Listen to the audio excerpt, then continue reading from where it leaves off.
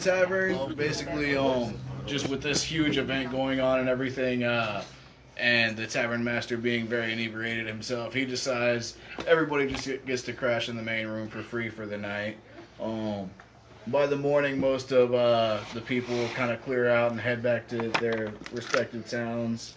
At this point, everybody's rested up and everything. Next day, everyone's kind of, for those of you that are already in Phandalin, you're kind of journeying out into town. So I set up these buildings here kind of just to show you're kind of in the middle of town right now. Areva and Ragdar, you two are just kind of now making your way into town. And as you do, you pass the first, these are just kind of two houses that you see up at the top. Down where it says Barthen's Provisions. You guys pass that and you just kind of see two young guys sort of loading supplies off of a wagon and into the store. You see a big sign over the door that says Barthen's Provisions. Making your way further into town, you pass a shop that it looks like it's all closed down right now. There's no sign, but from the tools that you see laying outside, probably some sort of smith shop. Going further into town, you see Stonehill Inn, which is this building right here, the large brown one. Standing outside of Stonehill Inn, currently you see dwarf, wood elf, wood elf, and a halfling. What was I doing before? You were basically just coming here to see your friend Ulrich from the Neverwinter Army. So you guys are old-time war buddies, and actually, I'll say, as you pass Stonehill Inn, you actually do see him. Oh, hi! Oi! I run up to him. Marcon, we're just randomly teleported into an alley right next to this building. Wait, what? That's some sketchy stuff. I go to the provision store. Okay, so heading up the route near out of town. Same thing. You still see these same two kind of young guys just loading supplies off of this wagon into the store. It looks like they're just about finished right now. Just walking up and stepping inside. Okay. So going in, you see kind of just a lean and balding old man. He looks about 50 years old. He sees the door open and kind of. Oh, there you are. How can I help you, my friend? Y'all got any rope? Rope? Yes, I believe I have some rope. Any kind of specific kind you were looking for? The strong kind. The kind that won't break if it's pulled on too hard. Hempen, silk,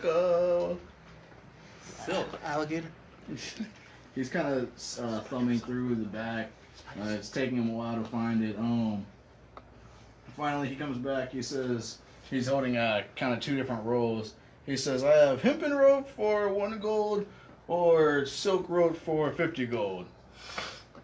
That's way too high. I'll go with. Or sorry, 10 gold. 10 gold. Sorry. Oh, this is a very good negotiator. Still too high. I'll go with the hemp. Very well. Here you are, and that is 50 foot of hempen rope. Does he have a set of thieves' tools? Well, I might, but I'd be inclined to ask what you plan on doing with them. I feel like that those details aren't important. I suppose business has been rough. I can't afford to ask questions. That'll be 25 gold. I am only a small man. I'm very small, actually. I can see Is that. there any chance you'd sell me a Schleifer set? You see him kind of open the case and he thumbs through it a little bit and he says, "I'll sell you this pick for a gold coin." Done. Anything else I can help you with? No, sir. Imagine it with your It's got a large sign on it. You can tell by the outside of it. It's and those of you who have been staying in Finland for a while now would be familiar. This is the Town Master's Hall, and normally when you walk by, these doors are locked tight. But as of right now, they just randomly slam open, and you see the Town Master step out. He steps out accompanied by a dwarf and a human male in full armor. Immediately, as soon as they step out, whole team of men dressed in red armor just kind of surround them. And as they step out into the middle of the town square, you see one guy kind of run out behind them in a hurry. He's fumbling with a bunch of different scrolls, and he finally manages to get out in front of them and stretches one out and Hear ye, Town Master Hobbin Wester doth speaketh. And as he does, the Town Master, the large bald guy here, kind of steps up and pushes him out of the way. He says, all right, enough of the formalities. Ladies and gentlemen of Phandalin, I'm here to introduce you to Gundren Rockseeker, and he gestures to the dwarf, and he says, and Sildar Hallwinter. These are two friends of mine that plan on offering this town a great opportunity, but I'll let them explain that for themselves. And as he does, the dwarf, Gundren Rockseeker, kind of steps forth and takes center stage. And he says, ladies and gentlemen of Phandalin, I'm here to tell you you've been living on a literal gold mine. Well, very close nearby anyways. And when I tell you this is no small project where we open a mine and send some guys to work for a couple of weeks, this is a revolutionary thing. We're going to put Phandalin on the map for good. I mean, traders from all over the Sword Coast are going to be coming here. All you men and women here, you're going to be rich before long. And as he's saying all this, you just kind of hear people all over the town, just several people cheering and getting excited, a lot of other people kind of whispering in doubt. And Can I nudge my friend and be like, but wait. as he says that, Sildar, the human in full armor, actually steps forth, and he says, I'd like to introduce myself. My name is Sildar Hallwinter. I'm an associate of Gundren Rockseeker here, and also a member of the Lord's Alliance. And we understand that with opportunities such as these, also come great threats. And that is why myself and the Lord's Alliance have taken the liberty of hiring armed guards for the town. And at this point, all the guards that are kind of wearing these red bandanas around their face and these leather armor with different kind of red insignias all over them, they all just kind of take a bow as soon as he says this. And he says, I'd like to introduce you all to the Red Brand Ruffians. And once again, you hear several cheers and people shouting, and then more kind of... Oh my god! Yeah, a lot of people looking very worried, kind of.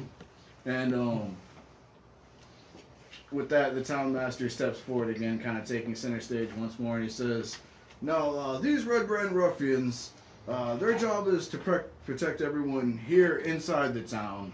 They have little to no jurisdiction outside of our town, and that's why a lot of people around here lately have been reporting there's been a few goblin sightings around the perimeter of Phandalin, and if anyone would like to bring their head to the Town Master Hall, they'll be receiving 10 gold apiece for it.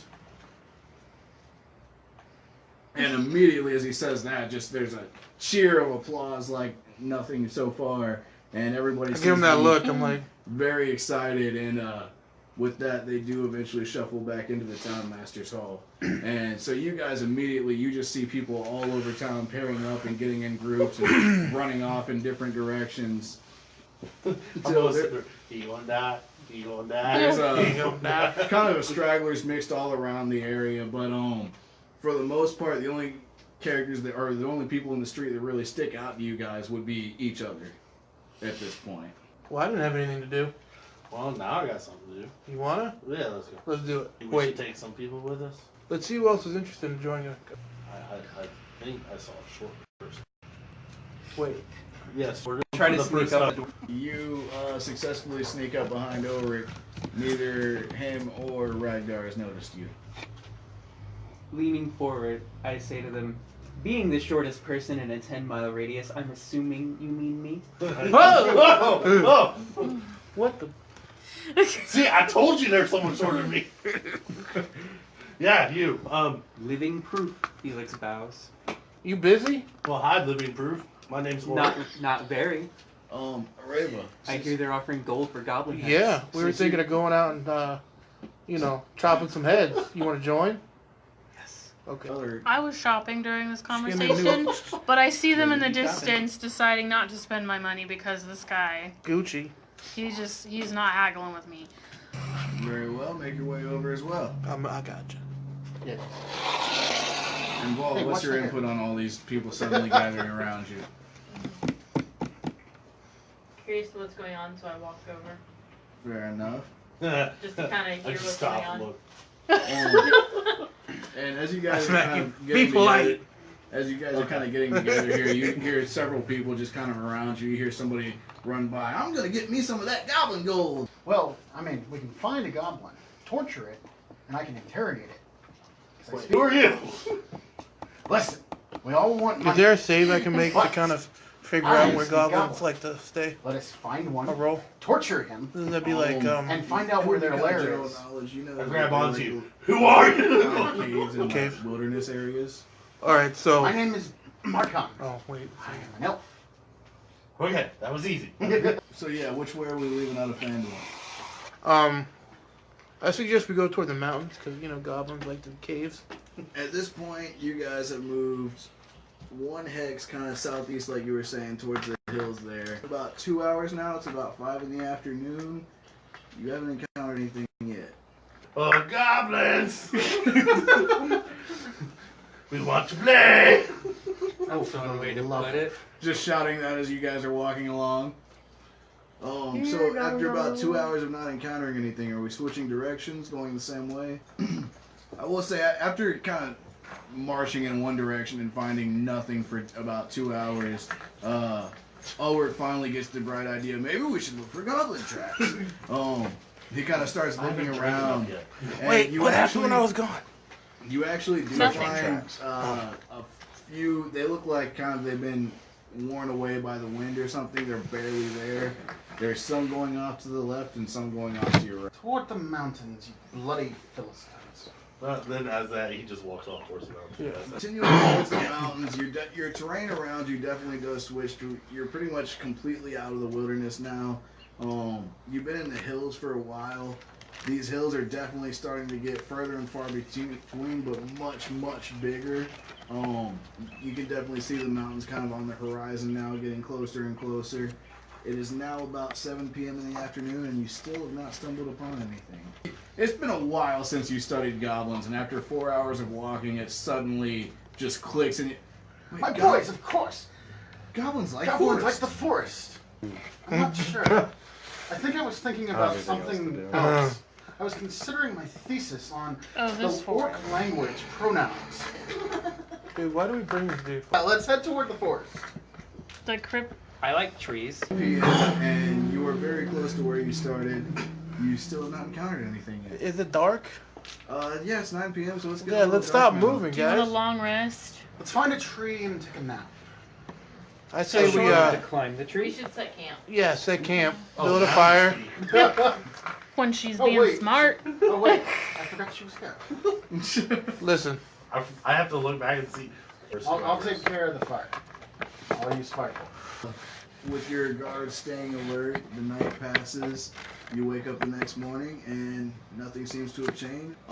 There are tracks headed directly to the north, and they are in fact goblin tracks. go. North it is. Let's go to them woods. After finding these tracks, you walk north, and you guys once again you're walking for a good 2 hours or so. Yeah, like you said, you see Fanlin in the distance as you're passing by. You've been walking for about 2 hours now, and you're noticing these tracks are kind of getting fewer and far between as you go. But eventually, what you do notice is somewhat disturbing is goblin pieces. Like there's an arm here, there's a leg here, and just blood and gore marking this the terrain as you go. Any heads? Just goblin heads. No heads. No heads. And as you continue on, eventually you just hear the like the ground shaking under you. In between two trees, you see a large ogre, just kind of. From the Black Lagoon. He's actually got a goblin in his My hand name's right. Greg. He's actually got a I'm goblin in his ogre. hand right now, and he just. That's our money. Yeah, he ate its head and just throws the rest of its body on the ground. And as he does, he just kind of looks across. I guess I'm gonna pull out my crossbow. I'll use my short bow. Both your bolt and your arrow both just literally bounce off. Markon kind of just, from where he's standing right now, you just see him kind of conjure with his hands. And you see this energy kind of building around him. And you just cast it onto the ogre. And you just see this aura kind of surround the ogre and him kind of starting to fall back just a little bit. Then he immediately just shakes it off and you see the aura completely disappear. I'm gonna charge the hit with my battle. You charge up to him and you definitely kind of do a little bit of a jump as you do, and your great axe just whoosh right across his belly. I'm gonna use vicious mockery. You greedy mongrel, you ate all their heads. Don't you realize that's our money? You see, he kind of looks at you as you're talking, and he's just getting ready to swing this mighty great club that he's got, and he just kind of looks it down at you, and you see him pause, and he just starts getting really mad. You can almost just see these veins popping up in his forehead. I would like to cast Firebolt. So yeah, you cast Firebolt, and it goes right between his legs. I'm gonna move up and try to take a whack at him. You go to swing at his kneecap, and just at the very last moment, he notices what you're doing and starts to move his leg out of the way. But you still manage to whoosh across his kneecap, and you see him kind of. But unfortunately, you didn't hit him hard enough to do any major damage. I'm gonna try another. Yeah, another arrow flies right over his head. Firebolt to the knee. So, firebolting the same kneecap, he actually does kind of and drops down to a knee for a second. Definitely not on the ground or anything, but it just kind of you can definitely see the pain's just starting to get to him. So this very angry, very annoyed ogre, just finally after taking all these assaults from everyone at once, just raises his great club in one hand, brings it smack down on top of you, taking you to 0 hit points. When you come over So I see him fall, and I'm like, and I run over, miss the hit, and cast Cure Wounds. White light comes from my finger. That has to be a thing for now. Yeah, you fire an arrow and it just kind of weaves straight between everybody in the way and whoosh, straight into his knee, and you just hear him cry out in pain again. I guess I'll move a little bit closer and throw a knife at his head. It actually sticks just into his forehead, and he actually kind of barely notices it there. He definitely does wince in pain, but he's just wondering why a mosquito is consecutively biting him in the same place. I'm gonna take the battle axe to his other knee just to make him feel. As you charge up this time and just slash your great axe across the other knee, he actually finally does just yell out in pain and falls prone onto the ground. I want to try to stab him again. Just charging over to him, you just stick your rapier into his leg, and you just see his leg kind of spasm as you do. Okay, I'm gonna move up to him. Okay. I'm gonna use my 2 daggers. Yeah, you charge over to him, and you slash at him with 1 dagger, and It's piercing. that I'm gonna offer to pay for this guy's chiropractor. that one out, he kind of moves his leg just in time for that one to miss, but then you come at him with the second one and just stick it right in the back of his knee, and he just. Can I twist it? Yeah, and you twist it, and he just moans even more. So much so that he swings his great club at you, and you're just barely able to jump out of the way before it slams into the ground next to you. I kind of say some words, kind of like a monk's prayer or something like that. Okay. And just in his core, just burst like radiant. Okay, just energy, from his, and you just see him kind of convulsing and yelling and growling in pain. You can definitely tell he's getting very close to his last leg. Just leave Forest now! Yeah, an arrow soars over him while he's withering in pain. I'll move closer and use Shocking Grasp. So you just come up to him and just kind of throw both your hands down, and you just see him convulsing and roaring in He pain. set his knee back. And I'm just gonna come in and slice it clean through. All the way off, and he just roars in pain as blood just spurts out. It actually covers everybody there, just in ogre blood, and everything's just disgusting. And you finally see him just roar. Finally, his eyes close. Can I search him? Okay, yeah, you This guys is a very kind of. sick party. He doesn't really seem to be wearing any kind of bags or a backpack or anything like that. He does have some very sort of makeshift clothes made out of animal furs. For the most part, you don't seem to find anything worthwhile. I'm No gonna cut goblin open his heads? stomach and look for goblin heads. You Undigested goblin heads. I'm gonna try and slash find my open his stomach, and everything inside is just so smelly and discernible. You really have no interest in looking any further. Yeah, I want to try and find my arrows. You found all 4 arrows. Okay. You guys are currently right here. It's still early in the morning right now. So where are we continuing north? Yeah. Let's go through a forest. Let's look for goblin Why tracks. don't we? You definitely do still find tracks. They're still seeming to come from the same direction, but you travel for about 2 more hours. You still don't find anything. Continuing in the same direction. Look for tracks again. These tracks actually, at this point, it seems like they're veering off just a little bit to the left. The tracks are actually getting more and more frequent at this point. So as you kind of find this trail in the woods, the sides of the trail kind of come up at a steep incline. As you're making your way, you actually find a dead horse lying in the path. Can I investigate the horse? You get about Oh, I'm sorry. middle of the path to kind of inspect the dead horse. Just as soon as you kneel down, instantly an arrow whizzes over your head. Another one sticks into your shoulder. 2 goblins come charging out from either side. One of the goblins jumps down off the embankment, charges down straight towards Ragdar, swings his scimitar, slashes into your arm. Ragdar is down. I'm gonna cast sleep. Both goblins instantly fall asleep. Don't hit them; they'll wake up. Unless you can hit them and kill them. Can I make a perception check? They are right here and right here. He's on the last row of bushes. I can see him. He's moving his axe around like a dummy. Whisper it loud enough for the party to hear. I hide behind the tree and try and shoot arrow from there. You quickly kind of run up and find a nice tree and just crouch down.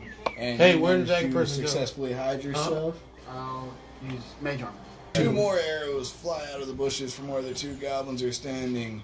One flies right over Markin's head. The other actually sticks into his shoulder. Can I ready Thunderclap and then tell him to throw me on his turn at the goblin furthest away from everyone? I would like to attack him with a Ray of Frost. This time I'm gonna go straight snow with it. It's gonna be kind of like Frozone. Make like a wave in front of him that chills his fingers. A wave of cold just kind of washes over him, and you see him kind of stiffen up a little bit, and for the most part he shakes it off, but he definitely looks still very disturbed by it. You just kind of misfire your bow and your arrow just straight up into the air. I'll try to Ooh, ballsy. move closer and use the medicine skill.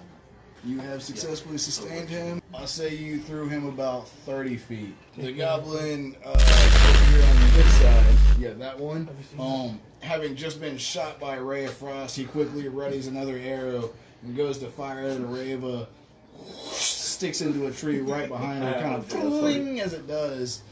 However, Felix, who was just thrown at this goblin and quickly kind of knocked back by his thunderclap, he quickly yanks out a scimitar, sticks it into your gut. Oh, well, you poked him pretty good. I look at him, his sword's still in me. I look at him and I'm like, last mistake. And I stick him through his heart. I'm gonna take like an ice spike bolt, and I'm gonna just, and it's gonna go right for his eye, like through to his brain. And it just cold clocks. And he just falls flat. You do have the 2 goblins still sleeping in the pathway. What are we doing about them? You were killing one goblin, tying up the other one, and getting ready to interrogate him? Yes! I collect the head of the one I killed myself. I'm going to interrogate the goblin. How do you wake him up?